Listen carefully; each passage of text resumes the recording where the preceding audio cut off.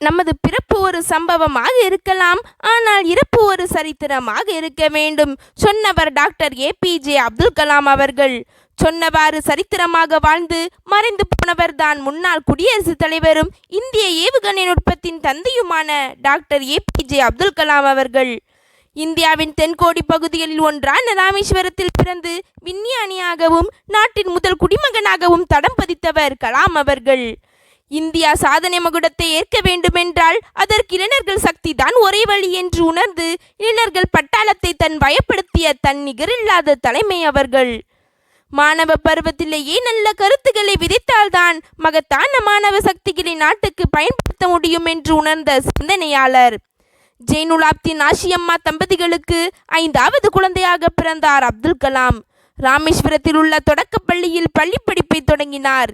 இவர் அகரம் எழுத ஆரம்பித்த போதே இந்த நாடும் ஒரு அறிவியல் விஞ்ஞானியின் பெயரை குறித்து கொண்டது.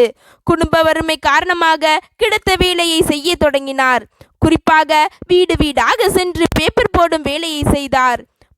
சராசரி மாணவராகவே இருந்தார். ஆனால் எதையும் தெளிவாக கற்றுக்கொள்வதில் ஆர்வமுள்ளவராக திகழ்ந்தார். பள்ளி படிப்பை முடித்த கலாம் கல்லூரி படிப்பை திருச்சியில் உள்ள ஜோசப் கல்லூரியில் இயற்பியல் படிப்பில் சேர்ந்தார். 1954ஆம் ஆண்டு இயற்பியல் இளங்கலை பட்டம் பெற்ற கலாம் விண்வெளி துறையில் சாதிக்க வேண்டும் என்கிற ஆர்வத்தில் விண்வெளி பொறியியல் படிப்பை சென்னை MITயில் படித்தார். அதே கல்லூரியில் முதுகலை படிப்பையும் முடித்தார். தான் ஒரு விமானியாக ஆக வேண்டும் என்பதே கலாமின் குறிக்கோளாக இருந்தது. அதற்கான தேர்வையும் எழுதினார். 8 பேர் போதுமானதாக இருந்த வேலைக்கு 9வது இடம் பிடித்த கலாம் நூலிலையில் அந்த வாய்ப்பை இழந்து விமானியாகும் வாய்ப்பை தவறவிட்டார். 1960ஆம் ஆண்டு இந்திய பாதுகாப்பு ஆராய்ச்சி மற்றும் விண்வெளி மேம்பாட்டுக் கழகத்தில் விஞ்ஞானியாக வாழ்க்கையை தொடங்கினார். வானியல் ஆய்வு மீதான ஈடுபாட்டின் காரணமாக அமெரிக்க விண்வெளி ஆய்வு மையமான நாசாவில் இணைந்து பல்வேறு பயிற்சிகளை பெற்றார். இங்கு அவர் ராக்கெட் தொழில்நுட்பத்தை பற்றி அறிந்து கொண்டார்.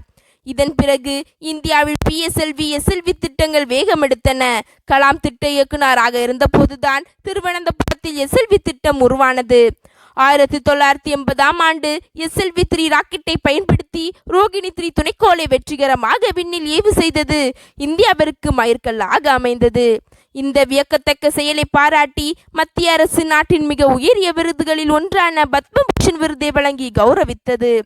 1992 முதல் 1999 வரை நாட்டின் தலைமை அறிவியல் ஆலோசகராகவும் பாதுகாப்பு ஆராய்ச்சி மற்றும் மேம்பாட்டு அமைப்பின் செயலாளராகவும் இருந்தார் கலாம். இந்த காலகட்டத்தில் தான் பொக்ரான் அணு ஆயுத சோதனை நிகழ்த்தப்பட்டது. சுமார் 8000 கிலோமீட்டர் வரை சென்று தாக்கும் அக்னி ஏவுகணைகள், அதிவேகமான பிரம்மோஸ் ஏவுகணைகள் இந்திய இராணுவத்தில் உள்ளன. 5 ஏவுகணை திட்டங்களில் பணிபுரிந்து இந்தியாவை அணு ஆயுத வல்லரசாக மாற்றிய அக்னி நாயகன் அப்துல் கலாமை இந்திய இராணுவ ராக்கெட் படைக்கு பிதாவாக போற்றப்படுகிறது. ஒழுக்கம், கடின உழைப்பு மற்றும் விடாமுயற்சி ஆகியவற்றுடன் வாழ்ந்து காட்டி மற்றவர்களுக்கு எடுத்துக்காட்டாய் திகழ்ந்த கலாம் அவர்களை போற்றி புகழ்ந்து தலை வணங்குவோம். ஜெய் ஹிந்த்.